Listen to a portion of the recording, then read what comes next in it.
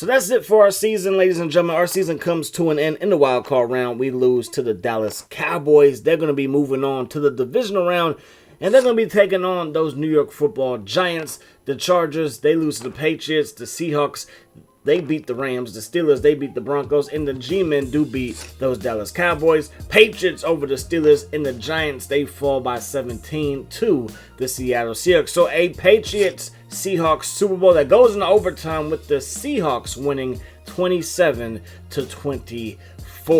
So when it comes to the guys that are retiring, we did have one guy that did retire. We're going to show that in a second. But a lot of fullbacks got strong. He's done. Lorenzo Neal, he's done. Marvin Harrison, John Lynch. You got Tony Richardson. He's going to call it a career as well. And then moving on, Joey Galloway of the Tampa Bay Buccaneers is going to call it a career. Musa Muhammad, Eddie Kennison, he is done so. And then, like I said, we had one guy that retired as Sheldon Koros for the San Diego Superchargers, winning that 55, that junior Seau. He has retired as well. Zach Crockett, another fullback, of course, Brett Favre, he has retired as well. Big Corey has retired, and Eric Moulds and Joe Horn. Stephen Davis, he's going to call it a career at age 34 years old, 78 overall with 78 speed. He was our short yardage back.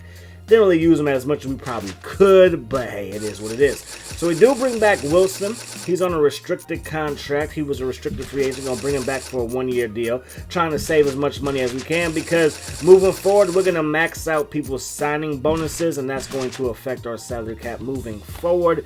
I like doing that because it forces me to make moves that typically in Madden you don't necessarily have to make, but it just helps me to stay engaged and, you know, pump out these videos quicker than quick. You feel me? So the rest of the guys gonna go. Teddy Lehman, he's gone. He's 77 overall. Played phenomenal for us. I ain't got nothing against him. Just I don't think that he's the right middle linebacker for us moving forward. Marcus Vick is gone. Troop is gone. McPherson is gone as well. In free agency, we signed Julius Peppers. It cost us a lot, but we signed Julius Peppers and Lance Briggs, and we went after Quentin Jammer and got him as well. We went after that right tackle. It didn't work out. It is what it is. So defense is the focus. We are focusing on defense. We have two good receivers and a good tight end.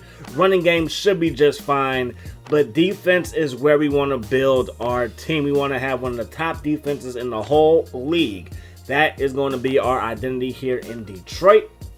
Obviously, when GM Matt Millen was there, it was a lot of focus on receivers. They took a lot of receivers in his time. I mean, a lot. They took Rodgers, they took Mike Williams, Roy Williams, and of course, you had to take Megatron, right? And everybody was like, you have to take Megatron if the Raiders don't take him at number one. But at that moment in time, he was exhausted with all the receivers that they were taking. So we're going to turn this team into maybe the real monsters of the Midway. I know that is for Chicago, but we're in the same division. We want to get black and blue with y'all too. When it comes to the quarterbacks, Mark Bolger is now a Chief. Tony Romo is now a Jacksonville Jaguar. Delhomme, the homie, is a Buccaneer. Seneca Wallace is a Panther. I don't know if he's going to start there for Carolina, but he's going to have a chance. Steve McNair is playing for Washington. Rex Grossman is going to Big D. David Carr is still out there. And then Byron Leftwich is also still out there. You have Volek signing with the Green Bay Packers. Maybe that's going to be their starter if Aaron Rodgers doesn't blossom. And Aaron Brooks is still out there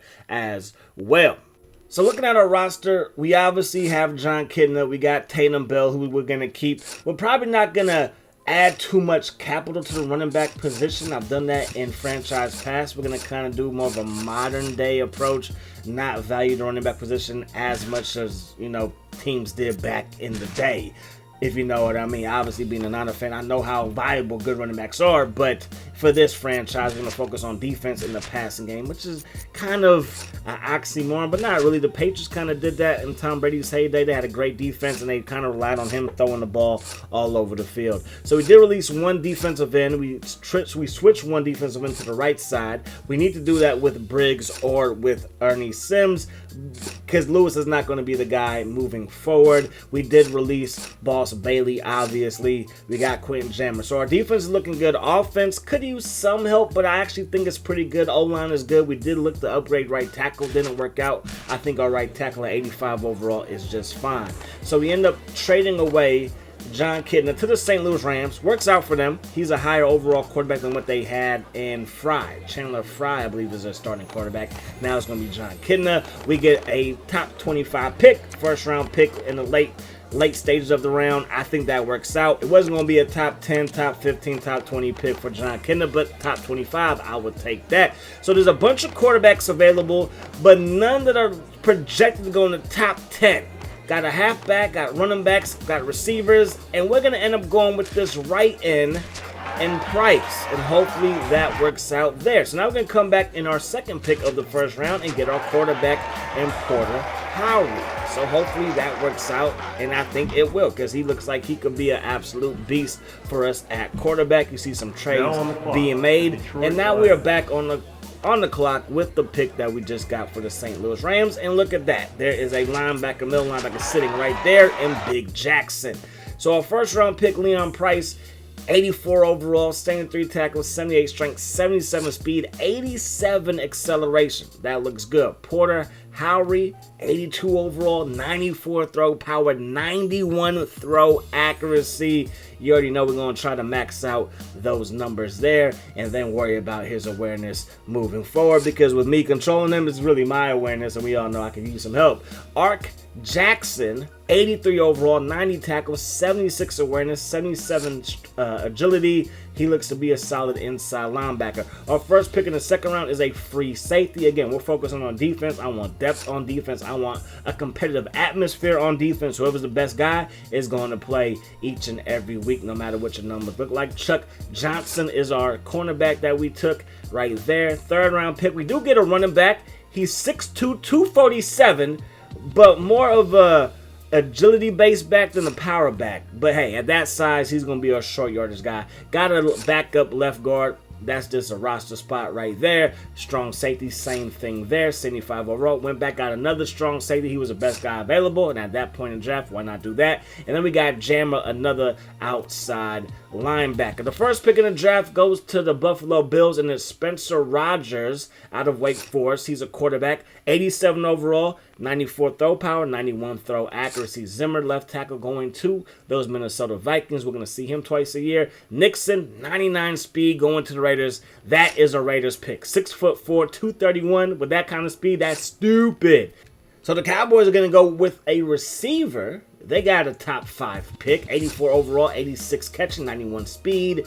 The Browns going to go with a running back, rocking number 32, 87 overall running back as well. The Texans take a receiver, 82 overall. Then you got the Skins coming back with a defensive end at 83 overall. I think we might have took the best defensive end available in this whole draft. Outside linebacker Holt, getting to play for the Chicago Bears, 86 overall, 80 speed, 81 tackle. And then the Packers, they pick Millen, who is a right outside linebacker at 87 overall. So a lot of good draft picks moving forward. In the second stint of free agency, these are the top guys. Got Kevin Carter going to those Dolphins. You got Chavis, he is going to the Broncos. Dominic Rhodes, he is going to go to the New England Patriots, as you see right there. David Carr is going to sign with the Cowboys. Maybe you're going to see a quarterback controversy there between him and Rex Grossman. Only time will tell there. You can see in the bottom line that Aaron Brooks signed a 3-year deal worth $5 million to play football for those Denver Broncos. So the guys I was kind of looking to target in case we did not hit on quarterback are now signed, because I was like, if this guy doesn't work out, I'm going to be looking for a veteran to come in and fill that need. But I do not think that we're going to fill a need there, because that need is already filled with our starting quarterback. So right outside linebacker is going to be manned by, I believe I'm going to put Briggs on the left side and then Simmons back on the right side, and that's how it's going to work out. You're going to see a lot of 4-3 defense, no matter if they come out in 3 receivers, because we're going to zone it up. We got some good corners that can tackle, got some safeties that can hit. So yeah, I want to try to stay in the 4-3, but we'll see what happens. If we have to go to nickel, then we go to nickel. But they also have a 3-3-5, where it's 3 down linemen, 3 linebackers, and then 5 defensive backs. Again, y'all know football better than I do. So Calvin Johnson, he still has room to improve. He did make it to the Pro Bowl, 91 overall, now 93 overall, and that catches up to 94. Tatum Bell is not going to get this training camp work. It's going to be Antonio Ball our 3rd round pick, who was projected to go in the 4th round, but again, he was the best guy available to me on my board, if you will.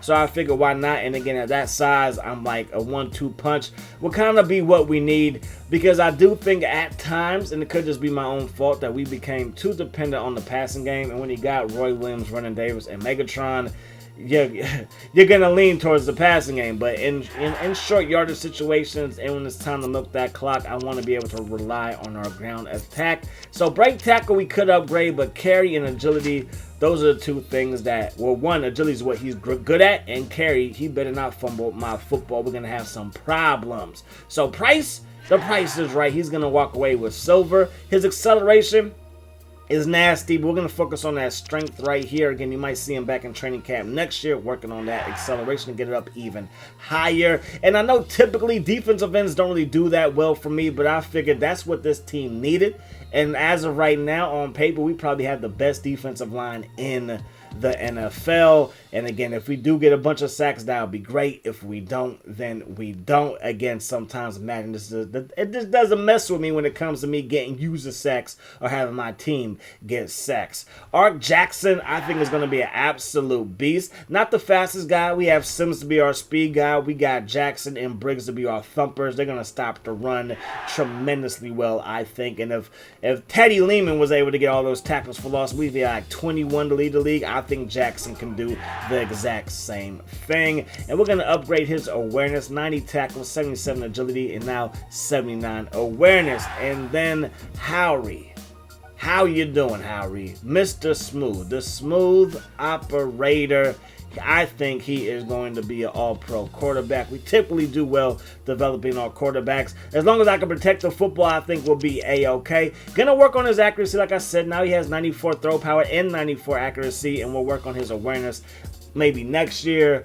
And his awareness, if we play well using him, then his awareness is going to get upgraded anyway. So, again, I like to mess with accuracy, and we're going to see how he plays moving forward. So we got 3 guys out. Lewis, he should play in week 1 versus the Jacksonville Jaguars, who now have Tony Romo as a starting quarterback. And then we're going to be on the road to take on the Vikings, the Bears, and the Giants. And then we're back home to take on the Bears in week number 5. Then we got the Colts, Saints, Packers on the road, a bye week. Then we got the Titans, the Packers, the Vikings at home. Texans on the road. Falcons back at home, the Panthers on the road, and then the Seahawks and the Buccaneers in Detroit to wind up the season. So first game is versus the Jacksonville Jaguars, 87 overall, but I think we are the better team. They have an 86 overall offense. We got an 88 overall offense, 88 overall defense for both squads, but our special teams is a lot better. That is going to do it. Hope you guys enjoyed the video. Hope that the rest of your day is the best of your day. And until we meet again, my friends, peace, love, hot sauce.